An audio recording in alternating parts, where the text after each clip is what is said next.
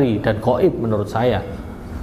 Ya bukan menurut saya saja, menurut pemikiran para ahli, para ilmuwan mengatakan manusia itu kalau berpikir itu masih gaib, ya belum bisa dinalar secara akal sehat.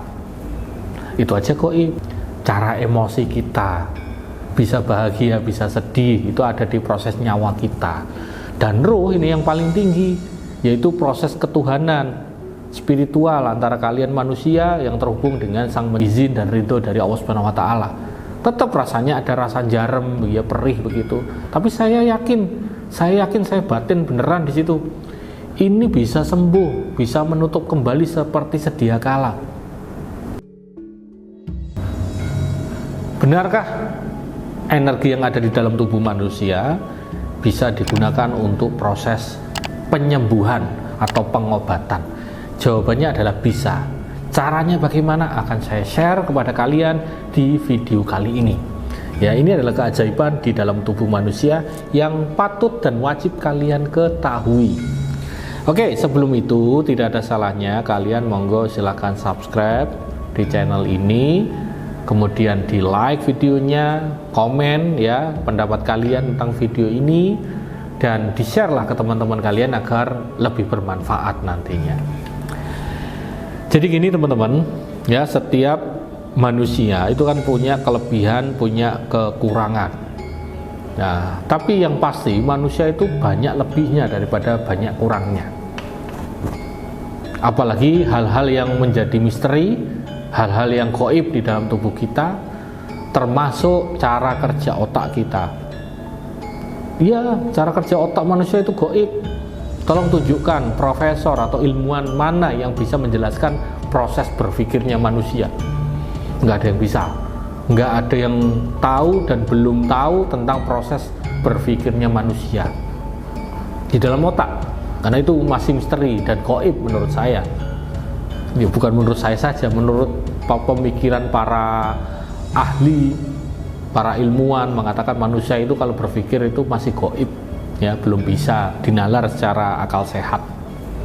Itu aja gaib, ya kan? Kemudian di dalam tubuh kita itu kan ada yang namanya, kalau manusia dibagi menjadi 3 teman-teman. Ya, ada badan atau tubuh kita, kemudian ada yang namanya nyawa di dalam tubuh kita. Di dalam nyawa itu kan juga ada yang mengontrol, yaitu ruhnya.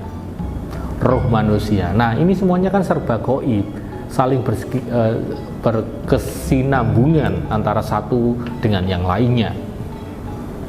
Tubuh kita, badan ini meliputi cara gerak kita, cara berperilaku kita, berkehidupan kita, ya kan? Tindakan semuanya bisa dilakukan dengan tubuh kita. Kemudian kalau kita bicara mengenai nyawa itu berkaitan dengan cara berpikir kita, cara emosi kita, bisa bahagia, bisa sedih, itu ada di proses nyawa kita. Dan roh ini yang paling tinggi, yaitu proses ketuhanan spiritual antara kalian manusia yang terhubung dengan sang pencipta. Begitu. Nah, hubungannya apa dengan yang tadi penyembuhan? Ternyata di tubuh manusia itu ada obatnya masing-masing. Saya tidak hafal hadisnya, tetapi yang saya ingat memang Gusti Allah itu menciptakan manusia dan segala sesuatu sebagai obatnya, pelengkapnya atau solusinya. Kalau ada penyakit apapun yang terjadi di dalam tubuh manusia, itu ada obatnya. Nggak perlu kalian minum obat dari luar, ada obatnya di dalam tubuh manusia. Kalau kalian mau bukti, coba tanya kepada para petugas medis, orang-orang yang pernah divonis, kamu umurnya cuma 3 bulan, tapi dia masih hidup sampai sekarang. Kok bisa? Orang yang divonis akan mati 2 hari lagi, tiba-tiba sembuh total, ajaib. Nggak sedikit, banyak. Ini dari mana? Iya, jawabannya tentu dari Gusti Allah, dari Tuhan yang mengizinkan apapun agama kalian. Tetapi yang terpenting adalah Gusti Allah menyembuhkan kita manusia menggunakan perantara, yaitu tubuh kita. Adanya namanya energi batin. Energi batin sebagai penyembuh. Kalau orang Jawa mengatakan kalau kita batin atau kita berbicara dengan batin dengan sesungguhnya, maka itu bisa terjadi. Itu pernah saya praktekkan, tapi jangan ditiru. Saya pernah sengaja untuk mengiris tangan saya menggunakan cutter dan berdarah. Itu saya lakukan betul, berdarah dalam begitu. Kemudian saya tutup lukanya dengan tangan aja, saya jepit begini. Di batin saya mengatakan, energi batin aktiflah, maka sembuhkanlah diriku atas izin dan ridho dari Allah Subhanahu wa taala. Tetap rasanya ada rasa jarum, ya perih begitu. Tapi saya yakin saya batin beneran di situ. Ini bisa sembuh, bisa menutup kembali seperti sedia kala. Nggak perlu lama-lama, 3 menit saya buka tangan saya yang awalnya tergores sangat dalam, tertutup sempurna. Saya giniin tangan saya, nggak ada bekas luka, tapi masih ada rasa sakit tentunya, kan proses penyembuhan. Tapi kondisi fisiknya sudah nggak ada luka itu. Dan itu bisa terjadi karena energi batin yang kita lakukan, kita aktifkan, maka itu bisa jadi proses penyembuhan.